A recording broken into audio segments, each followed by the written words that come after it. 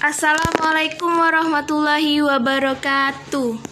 Selamat pagi semuanya. Semoga kalian dalam keadaan sehat walafiat. Amin ya robbal alamin.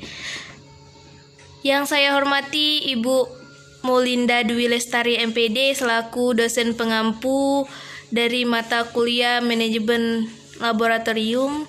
Yang saya hormati teman-teman seperjuangan sekalian. Di sini saya selaku anggota kelompok 5 yang bernama Arafat Susania dengan NIM 2611824 dengan teman saya yaitu Yuyun Lestari dengan NIM 2611826. Di sini kami membahas tentang keamanan laboratorium. Nah, untuk mempersingkat waktu, langsung saja materi pertama akan disampaikan oleh saya sendiri. Yang pertama itu ada dasar keamanan laboratorium. Nah, program keamanan laboratorium ini akan menggunakan gabungan antara komponen manusia, fisik, elektronik, dan operasional dalam satu sistem terpadu. Yang pertama itu ada sumber daya manusia yang terlatih, yang mana penjaga keamanan di sini yang cukup terlatih, mampu, dan sadar. Yang kedua itu adalah keamanan fisik atau arsitektur. Di sini dari pintu, tembok, pagar, kunci, penghalang, dan akses atap. Yang ketiga itu ada keamanan elektronik. Misalnya di sini ada sistem kendali akses, sistem alarm, dan sistem jaringan televisi tertutup. Yang terakhir itu ada keamanan operasional. Contohnya di sini lembar atau catatan masuk, pengawalan penjaga keamanan, pengendalian kunci, dan kartu akses serta prosedur perizinan. Selanjutnya di sini ada menentukan tingkat keamanan laboratorium. Yang pertama ada normal atau tingkat keamanan 1.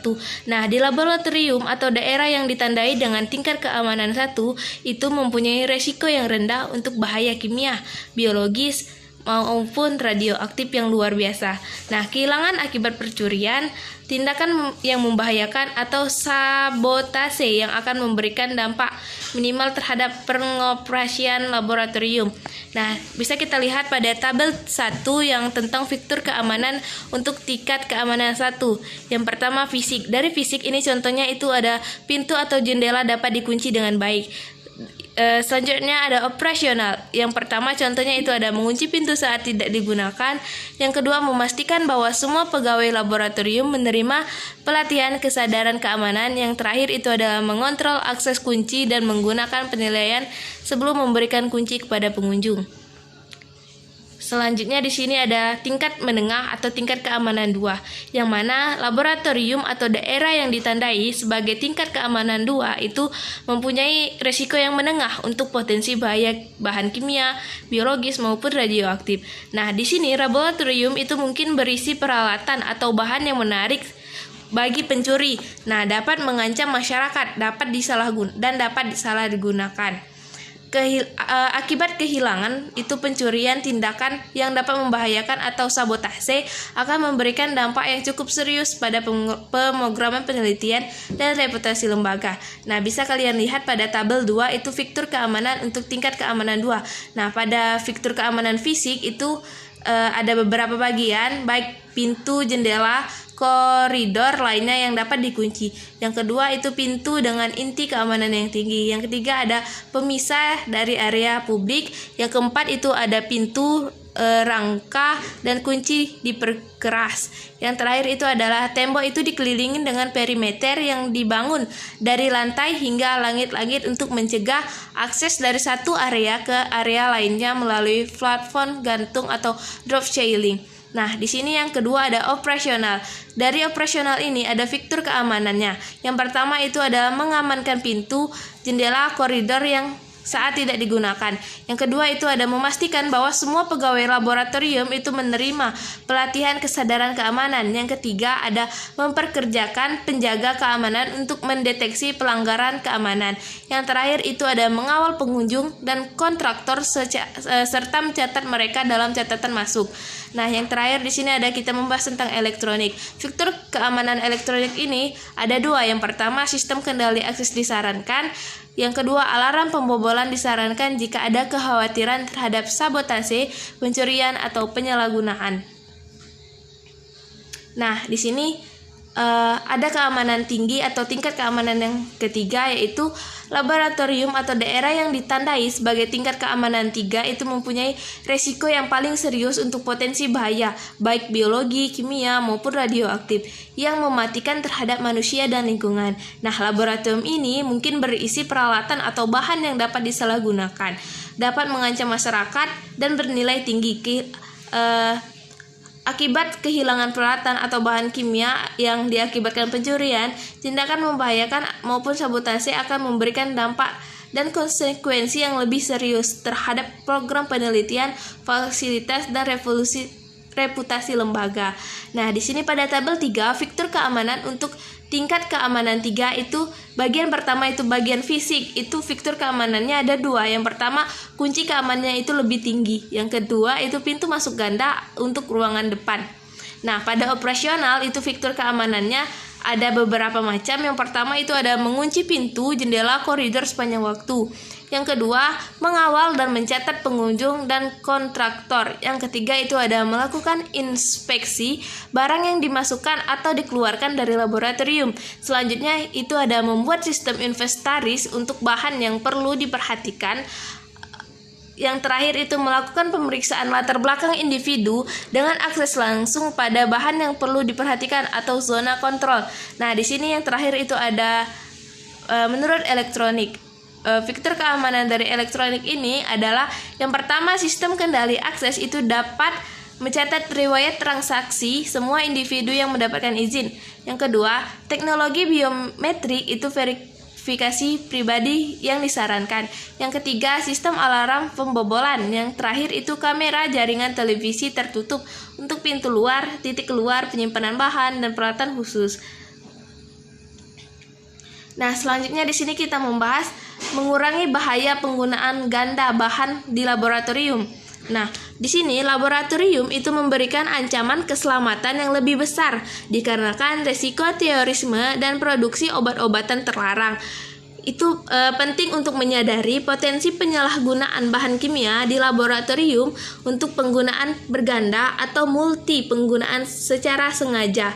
Nah, keamanan di laboratorium ini harus berfokus pada berbagai bahan penggunaan ganda, termasuk agen biologi seperti patogen, hidup dan racun biologi, reagen sintesis, dan racun kimia. Nah, keamanan juga harus mempertimbangkan kemungkinan bahwa laboratorium itu sendiri dapat digunakan untuk sintesis zat-zat teror yang terlarang.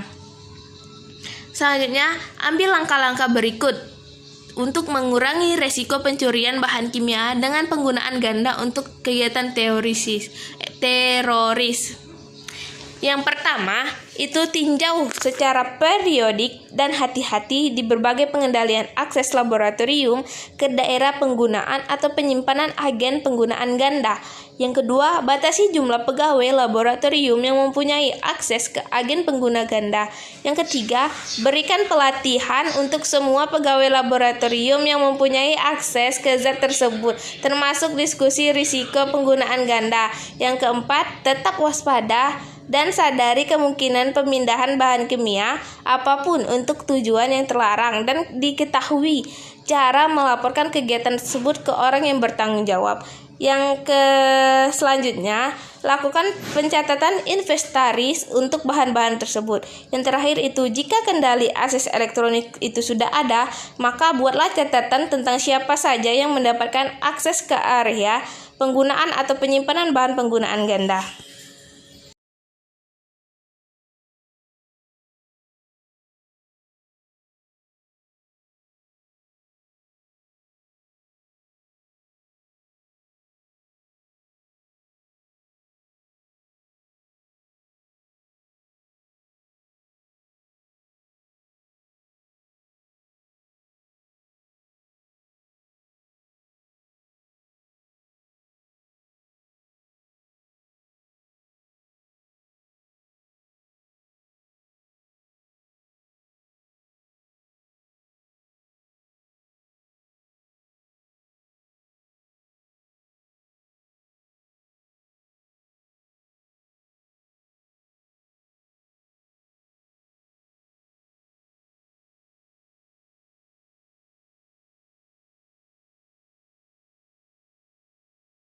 Slide selanjutnya, masukkan bahan ini dalam penilaian kerentanan, keamanan, dan pastikan bahwa rencana keamanan tersebut itu cukup melindungi bahan-bahan ini.